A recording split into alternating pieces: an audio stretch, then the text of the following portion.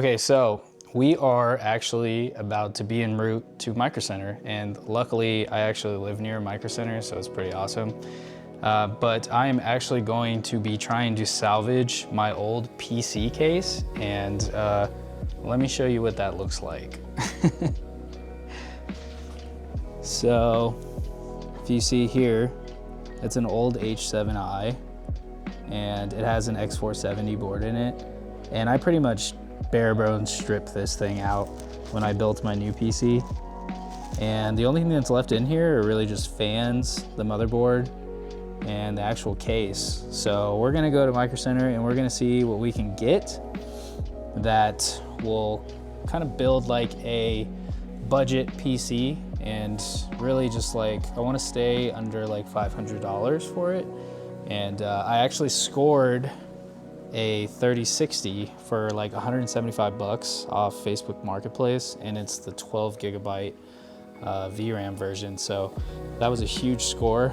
So I'm gonna build a PC because of that. So stay tuned. So we are en route to MicroCenter, and we are gonna attempt to not spend a lot of money, but we'll see. So I'm trying to find just a few parts to finish this PC build. So I'm kind of anticipating to spend less than like $300. That's my goal. See if I hold to it. But I really just need a power supply.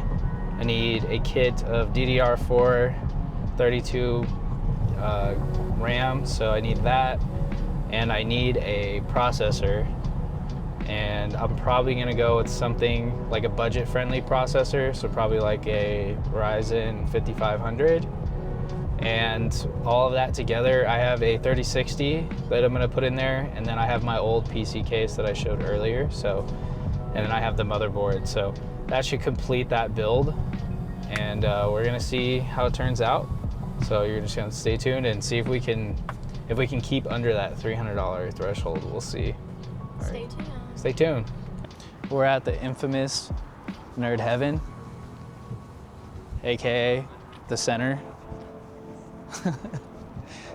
The MicroCenter, some may even call it. I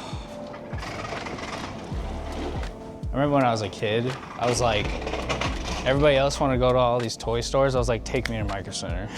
I was like, it's all I care about. Oh, wait, we gotta go to the clickety-clackities. No, I already ordered a new keyboard.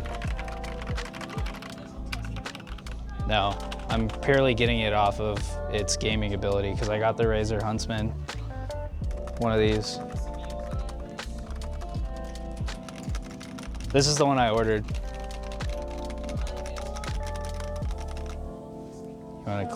This is how you know you got a good one, because she's addicted to clickety-clacketing. Oh, this is the one. Is that the one? It's delightful.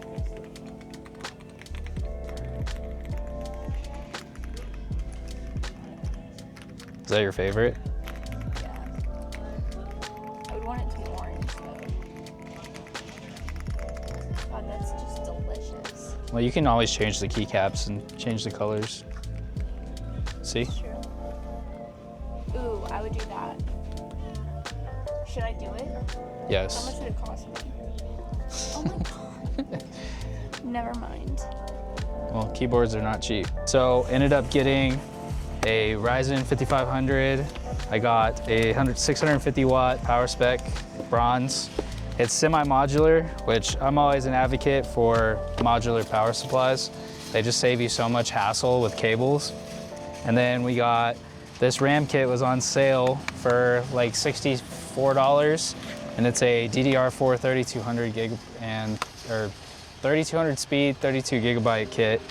And all together, we made it out for $215. So I did forget though that I need to get a separate hard drive. So I need to get a separate M.2 drive, but I'll probably just order that off Amazon. So, all right, so as you can see, I have a pretty good dispersion of parts here.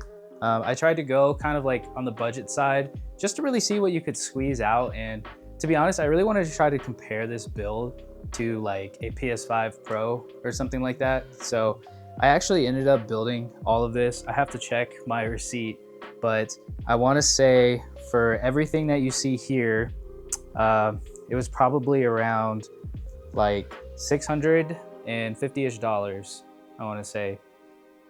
So it's like actually still of a deal. Where I really saved the most money was actually on the 3060. So I actually ended up probably saving about $100 on that. And that's really where you get the savings. So I'll just quickly go through the parts here. So as you already know, I have an X470F Gaming by Asus. So that was my old board, just gonna leave that in there. This is an old case. I don't even think they make it anymore. It's by NZXT, it's the H700i. And then it actually came with like 7 fans, which 4 of them are still installed. I gotta reinstall these 3. I decided to go with a 1 terabyte M.2 NVMe. It's by P&Y. Funny enough, I actually didn't even realize that it was a 2230 M.2, but luckily my motherboard supports it, so not a huge deal. Plus it's like Gen 3 and 4, which this motherboard supports, and it's actually not even a Gen 5 motherboard, so works out. The advantage of buying 2 generations ago is that parts are so cheap. So I went with a 32 gigabyte T-Force, I think it's 3200 megahertz kit.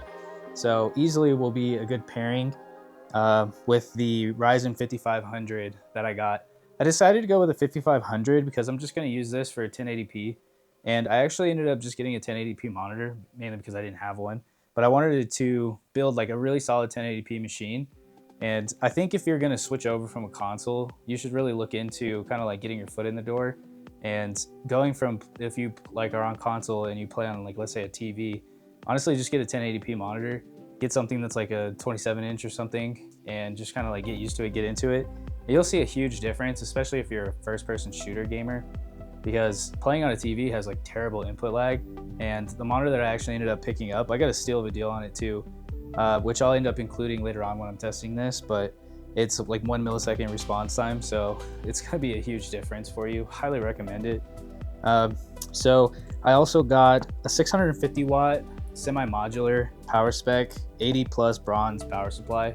I wanted to go a little higher. You could probably get away with a smaller power supply, but to be honest, I'm kind of collecting parts right now to do more build videos, and I wanted to be able to use something that I can swap in and out with multiple builds. And this, honestly, I like the white, and the fact that it's at least 80 plus bronze makes me feel a little bit better. I always say, like, personally, I would put more money into certain parts like your motherboard or your power supply, because they're really going to protect you if something happens, and you want your motherboard or your power supply to be the ones that take the fall and protect your expensive processors or your expensive graphics cards. And then again, this is a 3060 by EVGA, and it is a dual slot, and it's the 12 gigabyte version. So I think it was a steal of a deal. Again, I got that for $175. I'll put some of the prices up too, because I don't exactly remember what everything was. I think the 1 terabyte M.2 was like $50-ish. The RAM kit was about $61. The power supply was about $65. And being semi-modular actually really is nice in white. Again, $175 for the EVGA 3060. The Ryzen 5500 I got for about $70, I think, or 65-ish, something at MicroCenter. And then I had my X470F already, which I think if you were to look on like a used market, probably you could get it for $100, probably cheaper, maybe somewhere around there. I would say somewhere around there is realistic.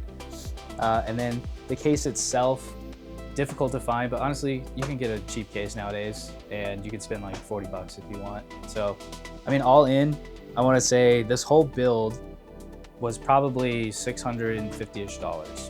So I'll definitely have to check myself when I go back through when I'm editing, but really blown away by this. I think if you're trying to get into PC gaming, it's very expensive right now if you're trying to buy the current gen. But if you want to save some money, definitely look at like 2 gens ago, and you can save so much money and still build an amazing PC.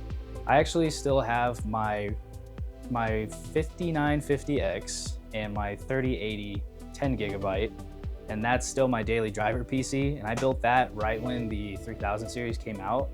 And to be honest, I have like just recently barely started feeling like I need to upgrade it.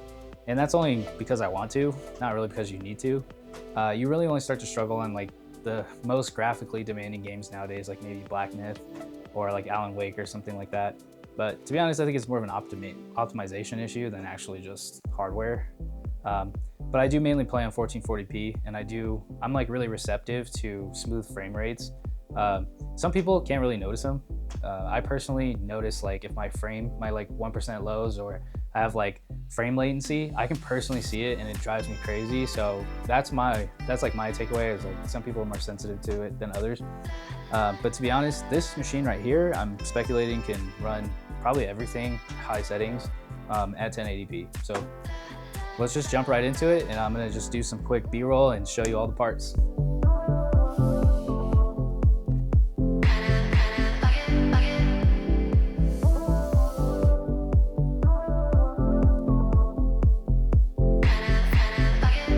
So I want to ask a question.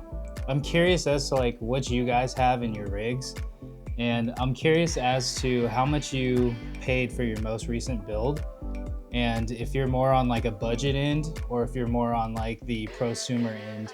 And really curious to see what everybody's kind of rocking right now as far as their hardware. And definitely drop me a comment down below. I'll be sure to respond to it. I'm really interested to see what people are kind of building out there. I think I'm gonna do more like budget builds because I find them to be really fun, and I really like tweaking settings and like trying to see what I can squeeze out of hardware. And I got some pretty cool ideas for this. So yeah, drop me a comment, let me know what you guys are thinking, and yeah, let's just get started with this build.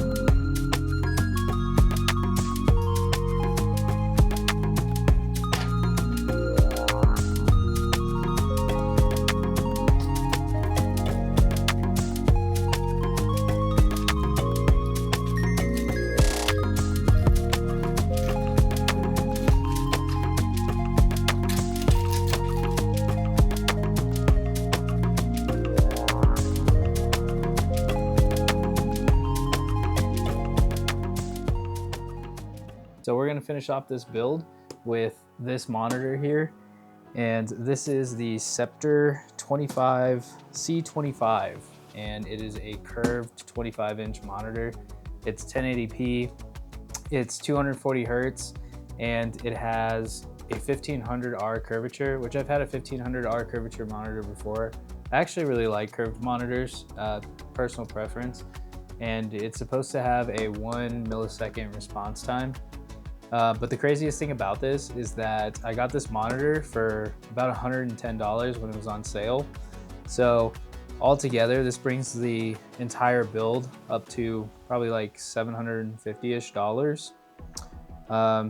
give or take. So again, I'll definitely have to double check that when I go back through and edit. But the fact that you can get all of this and a monitor and for that price is pretty crazy, because nowadays you can barely even get, let's see, the 5060 Ti is probably pushing 600 bucks, 550 bucks, something like that.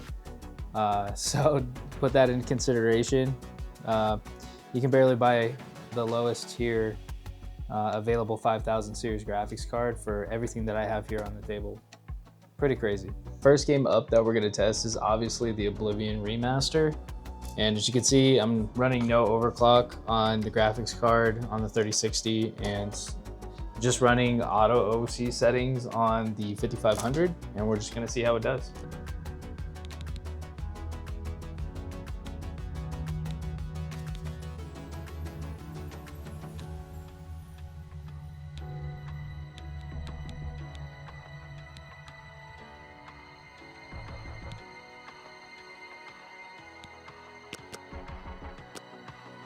I can go no further. You find him or pathetic. Stranger, save us. We failed.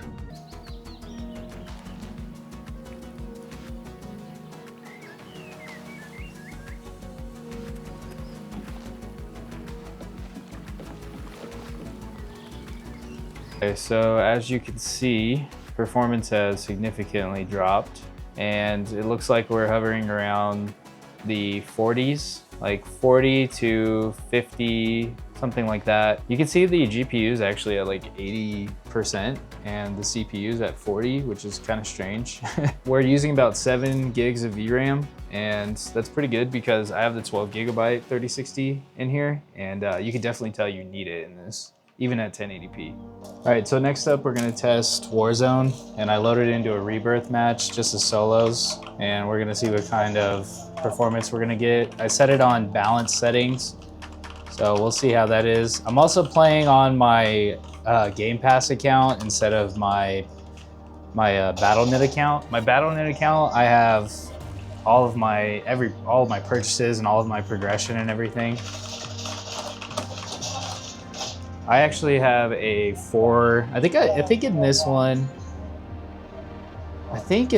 I have a 4 KD in Rebirth. I can't remember. I haven't been playing Call of Duty lately, mainly because it drives me crazy. But I kind of teeter between like a 3.5 and like 4.5 KD. So definitely a COD sweat.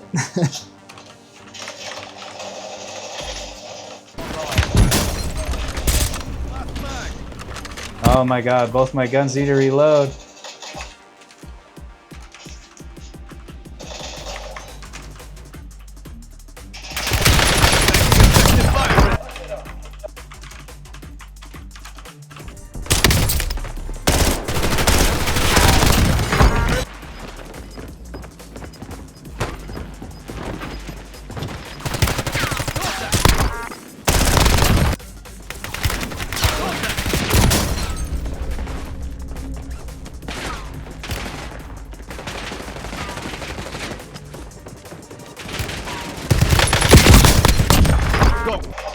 Ooh, that was a win right there. Should have definitely died.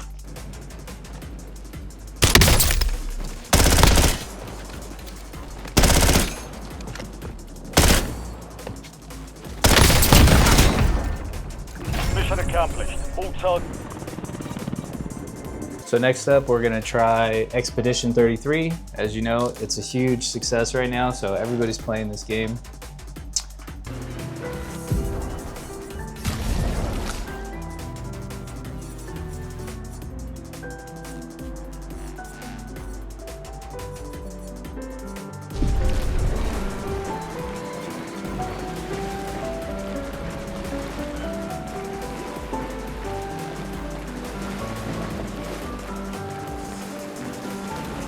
Let's at least check on Maya and my apprentices. The average looks like getting about 66. And this game, as you know, is like absolutely gorgeous. I mean, this looks really good. 1% lows are 46. I haven't had any stuttering yet. Let's see if I move around really fast. I gotta admit, I haven't gotten very far in this game yet. I just kind of started it just to check it out. So I guess we'll have to see. I don't know if there's like any battle scenes or anything over here at this time. So honestly, the storyline in this game, like, if you played this game, honestly, just play the intro until you get to this point, and it's gonna it's like an emotional roller coaster. You just have to play it to understand. I was watching this and I was like, I don't even know what to do with myself now after I played the intro.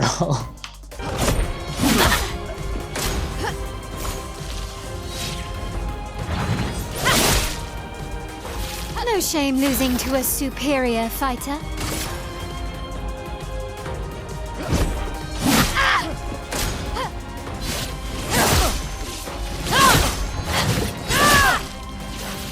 Hope your Lumina converter. All right, so here's a game that I have absolutely been playing a ton of. I think I have like over 400 hours in it, but Total War Warhammer 3. I wanted to use this game because I wanted a game that was gonna really stress the CPU and see what we can get. So actually I'm gonna run this on, we'll just put everything on high. I usually actually turn anti-aliasing off. I don't find it to be that beneficial in this game.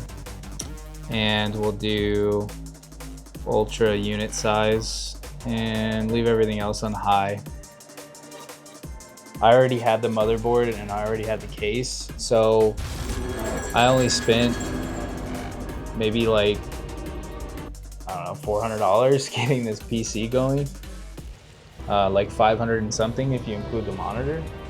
But altogether, I would say if you were to buy all of this from every part and the monitor, I spent less than probably like $750 to build all of this. It's pretty insane.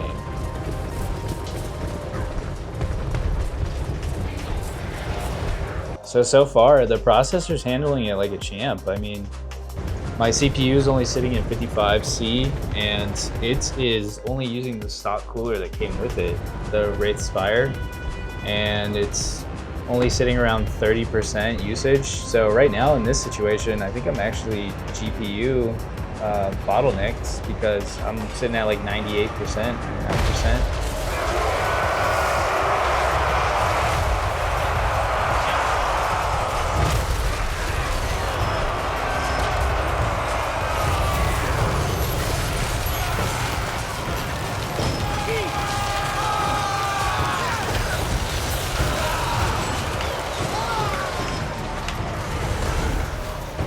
So I reset some of the statistics, so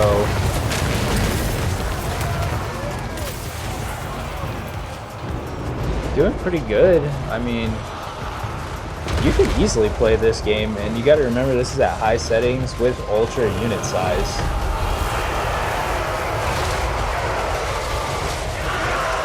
So there we go. So everything on high. Looks like I averaged 80 FPS. It's really good. So now we're gonna try out some Marvel Rivals. So let's see how this goes. Lately I've really been vibing with Human Torch, but I kind of want to be down closer. So let's do some Moon Knight. All right, so settings. Right now everything's on high. Let's kind of see how we do on high. I honestly, anytime I play a shooter, I turn everything on low as possible. So let's just see how it does on high.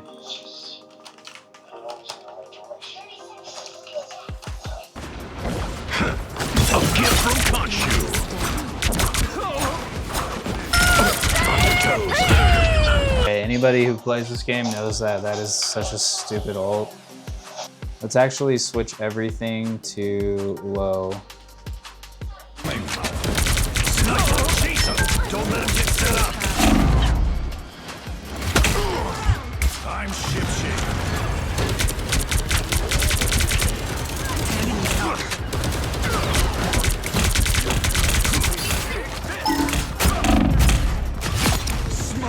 It's really weird when you switch monitors. I feel like you gotta literally relearn how to play, like how to adjust your aim.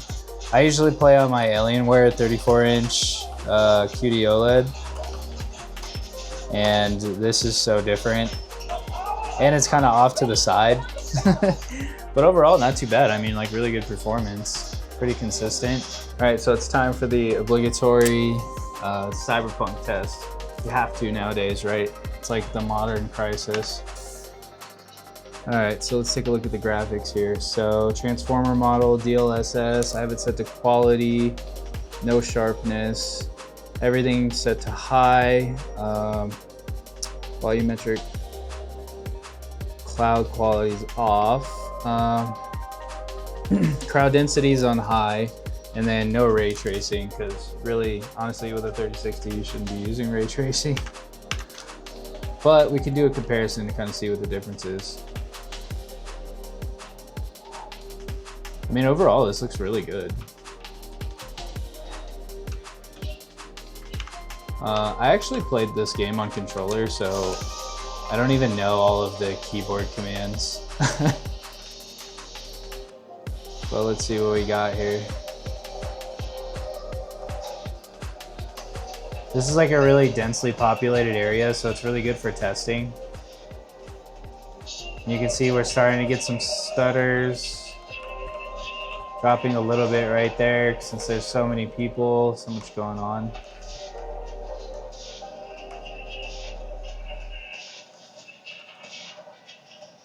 So not terrible. I mean, 30 FPS still wouldn't be unplayable, but it's definitely not enjoyable.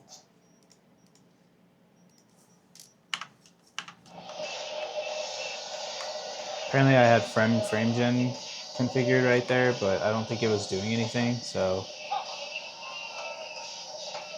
yeah, it's about the same.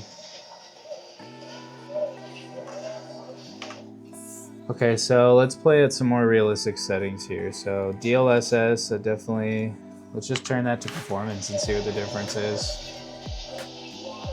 So that alone already improved our FPS.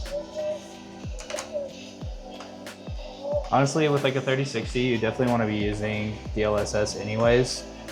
All right, well, let's play at more realistic settings here. So if I were to actually play this game again, I would actually probably opt for like a medium mix. Let's just throw it on the medium and see what it comes up with.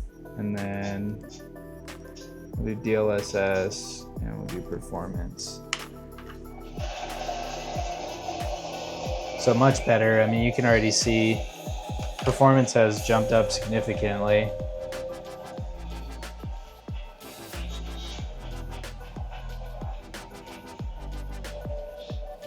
So now we're around the 80s, which it feels so much more smooth.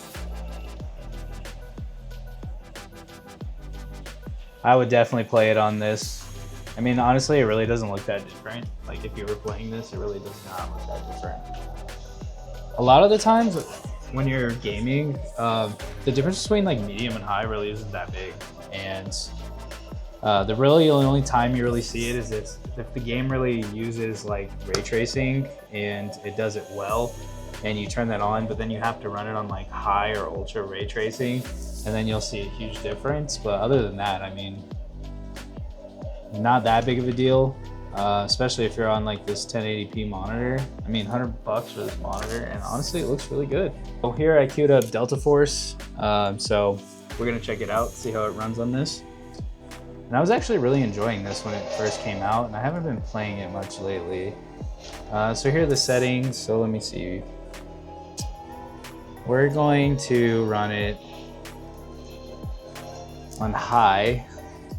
I honestly never say run anything on ultra because it's just a waste of frame rate. So far, running this on high is really nice.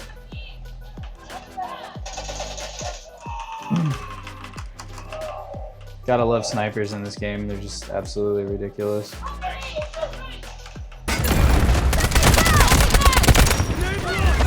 Objective Bravo 2 clear.